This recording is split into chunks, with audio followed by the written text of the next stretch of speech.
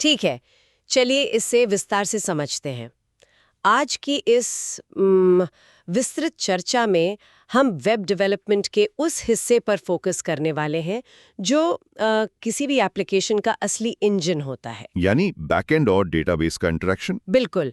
और आज हमारे पास दो बहुत ही शानदार स्रोत हैं। पहला है mastering Django models and ORM logic, जो ये बताता है कि जांगो फ्रेमवर्क बड़े पैमाने पर डेटाबेस को कैसे हैंडल करता है। हाँ, और दूसरा स्रोत है the mechanics of assignment on click. ये एक बहुत ही दिलचस्प नजरिए से चीजों को देखता है। सही कहा। ये सोचने पर मजबूर करता है कि फ्रंट एंड पर एक छोटे से क्लिक का सीधा असर बैकएंड डेटाबेस की गहराइयों में कैसे होता है। एग्जैक्टली। तो आज का हमारा मिशन एकदम स्पष्ट है। सीखने वालों और नए डेवलपर्स के लिए ये डिकोड करना कि जांगो का ORM कैसे जटिल SQL क्वेरीज को एक साफ सुथरे और सुरक्षित पाइथन कोड में बदल देता है, और वो भी बिना भारी भरकम तकनीकी शब्दों के। बिल्कुल। और आधुनिक वेब डेवलपमेंट में ये चर्चा बहुत प्रासंगिक है। देखिए, आज के समय में कोई भी अपना समय बार बार एक ही तरह की जटिल SQL लिखने में बर्बाद नहीं करना चाहता। समय ही तो पैसा है। हाँ, जब कोई सिस्टम स्केल करता है तो असली चुनौती सिर्फ डेटा स्टोर करने की नहीं होती, बल्कि उस डेटा को कुशलता से और बिना किसी एरर के रिट्रीव और अपडेट करने की होती है। और यहीं पर जैंगो जैसे फ्रेमवर्क्स काम आते हैं। जी, वे डेटाबेस की जटिलताओं को एक एब्स्ट्रैक्शन लेयर के पीछे छिपा देते हैं, जिससे काम तेजी से और अधिक सुरक्षित तरीके से होता है। ये एब्स्ट्रैक्शन लेयर ही वो जादू है जो पूरी विकास प्रक्रिया को बदल देता है। और स्रोत में इस दर्शन को समझाने के लिए एक बहुत ही मशहूर सिद्धांत का जिक्र है। DRY यानी डोंट रिपीट योरसेल्फ। हाँ, ड्राई सिद्धांत।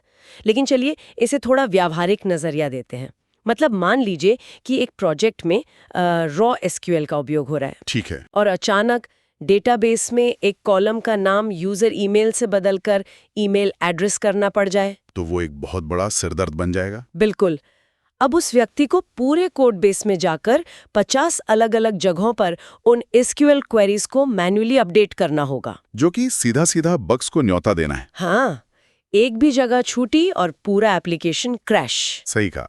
और अगर हम इसे व्यापक संदर्भ में देखें तो यहीं पर ORM यानी ऑब्जेक्ट रिलेशनल मैपर एक गेम चेंजर साबित होता है। तो ORM असल में करता क्या है? ORM को एक बहुत ही स्मार्ट अनुवादक की तरह देखा जा सकता है, एक ट्रांसलेटर। ट्रांसलेटर? हाँ, मतलब जो दो भाषाओं के बीच बात कराए। एग्जैक्टली। लोग केवल अपनी परिचित पाइथन भाषा में ऑब्जेक्ट्स के साथ काम करते हैं और ORM पृष्ठभूमि में उन ऑब्जेक्ट्स को डेटाबेस की भाषा यानी SQL में बदल देता है। अच्छा, तो हमें SQL छूने की जरूरत ही नहीं है? बिल्कुल नहीं।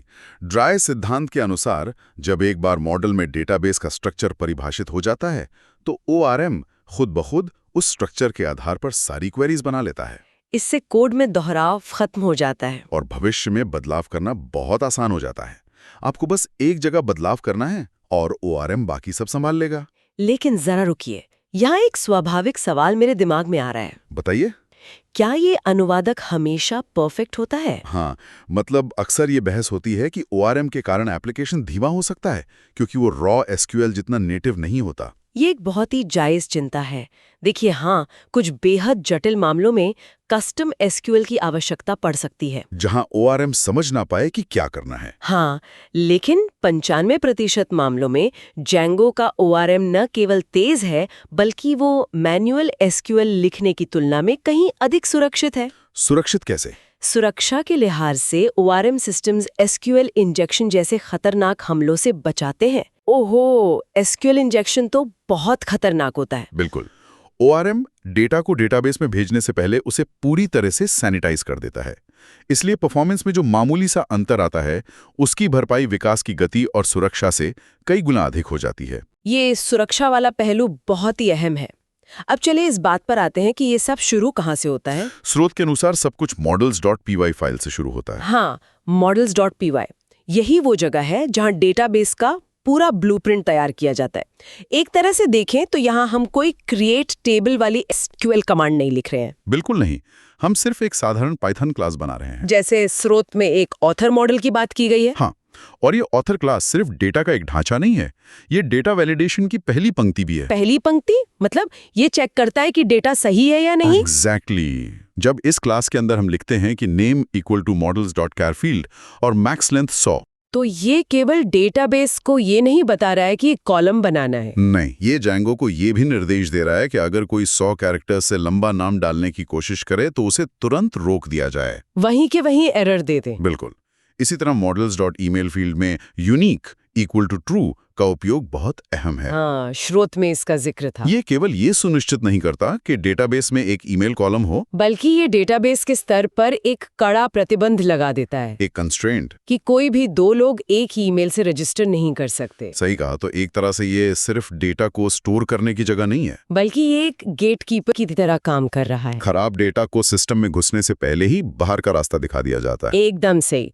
और इन मॉडल्स में एक और बहुत ही दिलचस्प चीज होती है अंडरस्कोर str मेथड। हाँ, स्ट्रिंग रिप्रेजेंटेशन, ये बहुत जरूरी है। बिल्कुल। जब हम बैकएंड में विशेष रूप से Django एडमिन पैनल में डेटा देखते हैं तो हम नहीं चाहते कि वहां ऑथर ऑब्जेक्ट 1 या ऑथर ऑब्जेक्ट 2 लिखा हो। वो तो बहुत ही भ्रमित करने वाला होगा। अगर 1000 यूजर्स हैं तो कैसे पता चलेगा कौन सा ऑब्जेक्ट 1 है और कौन सा 2? एग्जैक्टली। str मेथड ये परिभाषित करता है कि जब भी उस मॉडल को प्रिंट किया जाए तो वो इंसान के पढ़ने लायक एक स्ट्रिंग दिखाए, जैसे सीधे लेखक का नाम। हाँ, ये विकास के अनुभव को बहुत सहज बनाता है। और इसके अलावा भी कई फील्ड्स होते हैं, जैसे टेक्स्ट फील्ड बड़े टेक्स्ट के लिए, इंटीजर फील्ड नंबर्स के लिए, बुलियन फील्ड ट्रू या फॉल्स के लिए, और डेट टाइम फील्ड समय के लिए। और रिलेशनशिप फील्ड्स भी तो होते हैं ना। बिल्कुल। फॉरेन की जैसे मैनी टू वन रिलेशनशिप के लिए, और मैनी टू मैनी फील्ड। साथ ही नल, ब्लैंक, यूनिक, डिफॉल्ट और चॉइसेस जैसे कंस्ट्रेंट्स भी होते हैं। ठीक है, तो हमने अपना ब्लूप्रिंट models.py में तैयार कर लिया, सारे वैलिडेशन रूल्स लगा दिए, गेटकीपर बैठा दिया। हाँ, सब कुछ सेट है। लेकिन वो ब्लूप्रिंट असल में डेटाबेस की टेबल बनता कैसे है?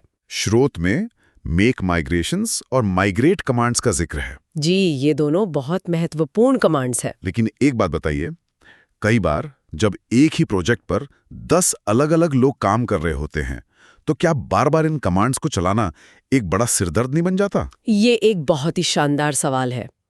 पहली नज़र में ये एक अतिरिक्त कदम लग सकता है, लेकिन यहाँ जो बात सबसे अधिक आकर्षित करती है वो है कि माइग्रेशन सिस्टम वास्तव में एक वरदान है। वरदान कैसे? इसे डेटाबेस के लिए वर्जन कंट्रोल की तरह सोचें।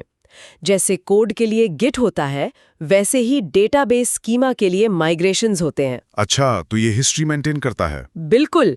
जब मेक माइग्रेशंस कमांड चलाया जाता है तो Django सीधे डेटाबेस में बदलाव नहीं करता, वो बस चेक करता है। हाँ, वो बस एक फाइल बनाता है जो ये बताती है कि मॉडल में क्या नया जुड़ा है या क्या हटा है।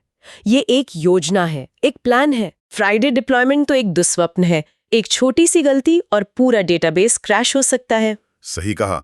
लेकिन जब माइग्रेट कमांड चलाई जाती है तो Django उन माइग्रेशन फाइल्स को एक-एक करके बहुत ही सुरक्षित तरीके से डेटाबेस पर लागू करता है। और अगर कोई टीम काम कर रही है तो वे इन माइग्रेशन फाइल्स को गिट के जरिए एक दूसरे के साथ साझा कर सकते हैं। इससे ये सुनिश्चित होता है कि हर किसी के लोकल सिस्टम से लेकर प्रोडक्शन सर्वर तक हर जगह डेटाबेस का स्ट्रक्चर बिल्कुल एक जैसा रहे। एग्जैक्टली। ये टीम के सरदर्द को बढ़ाता नहीं है, बल्कि ये उन्हें बहुत बड़ी आपदाओं से बचाता है, बिना कोई डेटा खोए। यह बहुत ही शानदार तरीका है। अब जब हमारा डेटाबेस सुरक्षित रूप से तैयार हो गया है तो चलिए इसे फ्रंट एंड से जोड़ते हैं। हाँ, यहीं पर हमारा दूसरा स्रोत the mechanics of assignment on click तस्वीर में आता है। बिल्कुल। सोचिए एक ई-कॉमर्स वेबसाइट पर कोई अपनी प्रोफाइल बना रहा है। वो अपना नाम और ईमेल डालता है और फिर रजिस्टर बटन पर क्लिक करता है। और वो क्लिक ही असली एक्शन की शुरुआत है। हाँ, उस एक छोटे से क्लिक से फ्रंट एंड एक रिक्वेस्ट भेजता है और फिर बैक एंड में ये पूरा ORM सिस्टम जिंदा हो उठता है। यहाँ बात और भी दिलचस्प हो जाती है। सही कहा। उस क्लिक के जवाब में बैकएंड में डेटा को सेव करने की प्रक्रिया शुरू होती है।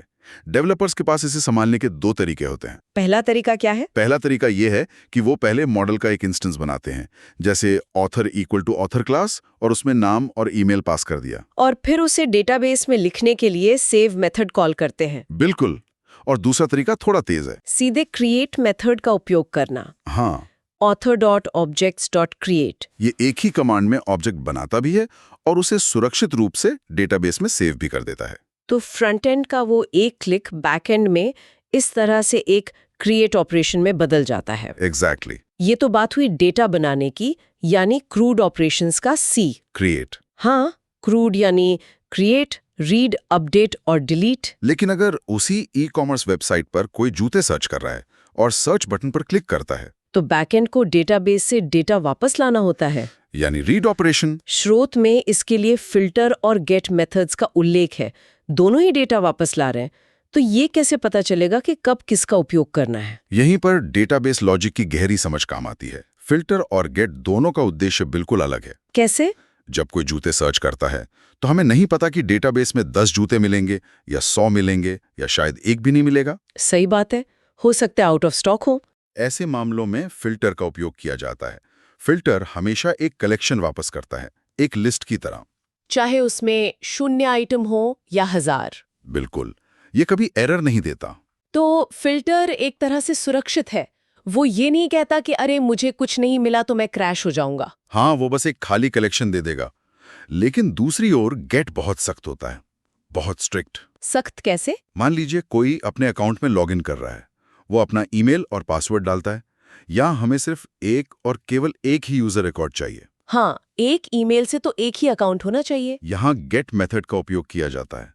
गेट की शर्त ये होती है कि उसे ठीक एक परिणाम मिलना चाहिए। और अगर नहीं मिला तो? अगर डेटाबेस में उस ईमेल से कोई नहीं मिलता तो वो डज नॉट एग्जिस्ट एरर फेंक देता है। ओहो, और अगर गलती से 2 मिल गए तो? तो वो मल्टीपल ऑब्जेक्ट्स रिटर्न्ड एरर फेंक देता है। दोनों ही सूरतों में क्रैश। तो इसका मतलब है कि गेट का उपयोग केवल उन फील्ड्स पर करना चाहिए जो अद्वितीय हों, यानी यूनिक हों। बिल्कुल, जैसे ईमेल या आईडी। ये बहुत ही स्पष्ट अंतर है। अपडेट और डिलीट के बारे में क्या? वो भी बहुत आसान है। अपडेट के लिए पहले रिकॉर्ड को गेट या फिल्टर से प्राप्त करें, उसमें बदलाव करें और फिर सेव कॉल कर दें। और डिलीट के लिए? सीधे डिलीट मेथड का उपयोग करें, एक झटके में रिकॉर्ड गायब। बढ़िया। अगर हम इस पूरी चर्चा के सबसे दिलचस्प हिस्से की बात करें, जहां बात और भी गहरी हो जाती है, वो है क्वेरी सेट्स का कॉन्सेप्ट। बिल्कुल। स्रोत बताता है कि ये क्वेरी सेट्स वास्तव में लेजी यानी आलसी होते हैं। तकनीकी दुनिया में आलसी शब्द सुनकर ऐसा लगता है जैसे यह कोई खामी है। हाँ, सुनने में तो ऐसा ही लगता है जैसे कोड काम नहीं करना चाहता। तो क्या ये कोई बग है? नहीं नहीं, सॉफ्टवेयर इंजीनियरिंग में लेजी वैल्यूएशन एक बहुत ही चतुर और शक्तिशाली डिजाइन पैटर्न है। चतुर कैसे? इसका सीधा सा मतलब है कि क्वेरी सेट तब तक डेटाबेस के पास जाकर डेटा नहीं मांगता जब तक कि उसकी बिल्कुल जरूरत ना पड़ जाए। मतलब जब तक कोई डेटा देखने की जिद ना करे तब तक वो अपनी जगह से नहीं हिलता। एग्जैक्टली।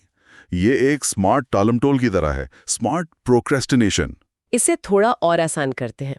मान लीजिए कोड में लिखा है कि पहले न्यूयॉर्क के सभी लेखकों को ढूंढो। ठीक है, filter city equal to New York. फिर उनमें से जिनकी उम्र 30 से ऊपर है उन्हें छांटो, यानी dot filter as greater than 30। तो क्या जेंगो हर बार अलग-अलग जाकर डेटाबेस से डेटा ला रहा है? बिल्कुल नहीं। अगर जैंगो ऐसा चढ़ता तो एप्लीकेशन बहुत धीमा हो जाता, नेटवर्क कॉल्स की वजह से। तो वो करता क्या है? लेजी वैल्यूएशन की वजह से जैंगो बस इन सभी फिल्टर्स को जमा करता रहता है। वो एक लिस्ट बनाता रहता है कि क्या क्या चाहिए। अच्छा। वो तब तक डेटाबेस को कोई एसक्यूएल क्वेरी नहीं भेजता जब तक कि उस डेटा को किसी वेब पेज पर रेंडर करने की कोशिश ना की जाए या किसी लूप में प्रिंट न किया जाए। और जब वो अंतिम क्षण आता है तब क्या होता है? तब जैंगो उन सभी फिल्टर्स को मिलाकर सिर्फ एक ही बेहद ऑप्टिमाइज्ड एसक्यूएल क्वेरी बनाता है और केवल एक बार डेटाबेस से संपर्क करता है। वाह, इससे तो नेटवर्क कॉल बचती है और परफॉर्मेंस कई गुना बढ़ जाती है। बिल्कुल।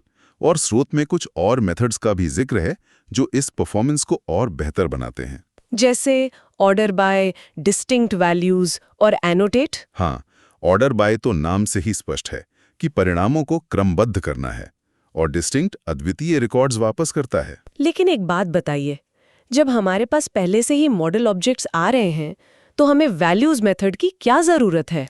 यह सीधे तौर पर सर्वर की मेमोरी यानी रैम बचाने से जुड़ा है। रैम बचाने से?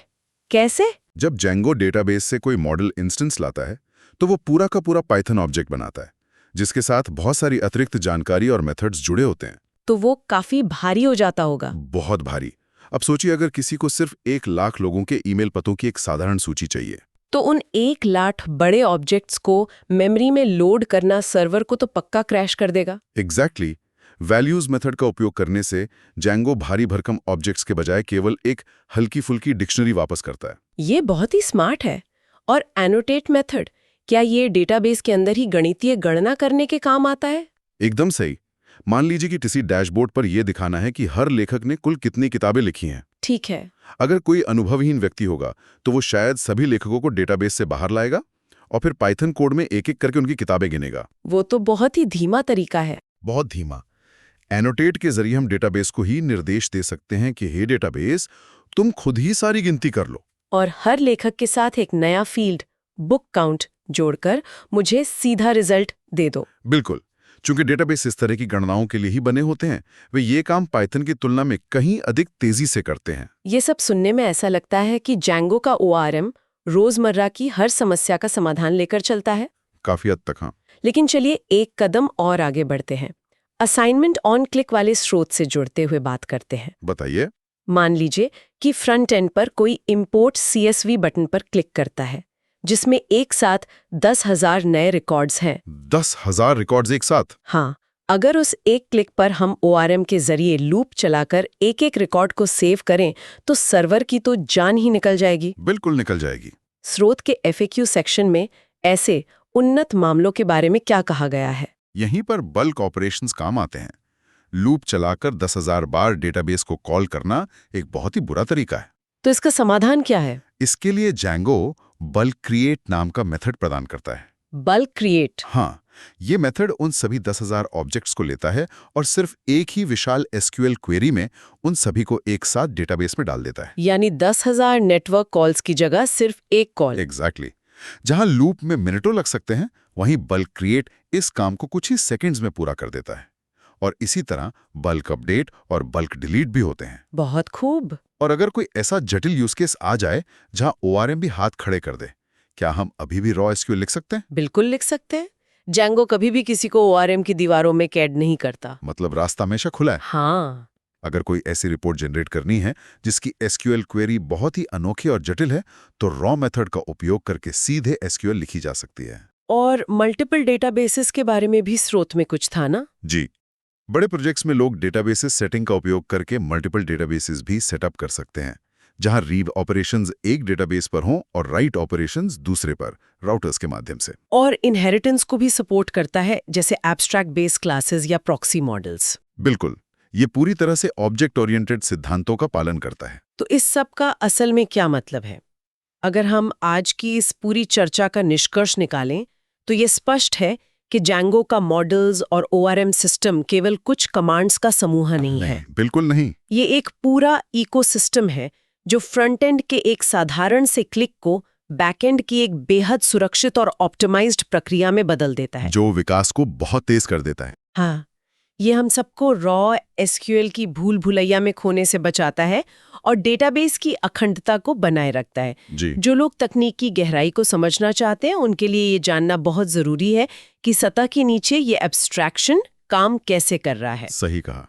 और ये एक महत्वपूर्ण सवाल खड़ा करता है। कैसा सवाल? पूरी चर्चा में हमने देखा कि कैसे ORM डेटाबेस की जटिलताओं को इतनी खूबसूरती से छिपा देता है, यानी एब्स्ट्रैक्ट कर देता है। हाँ, जिससे काम आसान हो जाता है। ये सुविधा और गति के लिए तो बेहतरीन है, लेकिन क्या एक समय ऐसा आता है जब इस अत्यधिक सुविधा के कारण डेवलपर्स अपने ही डेटा की असल स्ट्रक्चर और SQL की मूल गहराइयों से पूरी तरह कट जाते हैं? तो सोचने वाली बात है। जब ORM पर्दे के पीछे सब कुछ संभाल रहा है, तो क्या ये भविष्य में विशाल और बेहद जटिल डेटा सेट को ट्रबल शूट करते समय एक ऐसा ब्लाइंड स्पॉट बन सकता है जहां लोगों को यही समझना है कि डेटाबेस असल में कर क्या रहा है? या वाकई एक ऐसा विचार है जिस पर गहराई से मंथन करने की आवश्यकता है? सुविधा और समझ के बीच का यह संतुलन हमेशा तकनीक की दुनिया में एक चुनौती रहेगा। इसी सोचने पर मजबूर कर देने वाले विचार के साथ हम आज की इस विस्तृत चर्चा को यहीं विराम देते हैं। हमें उम्मीद है कि श्रोताओं और सीखने वालों के लिए आज का यह सफर बहुत कुछ नया और वैचारिक रहा होगा। अगली बार तक इसी तरह नई चीजों का अन्वेषण करते रहें।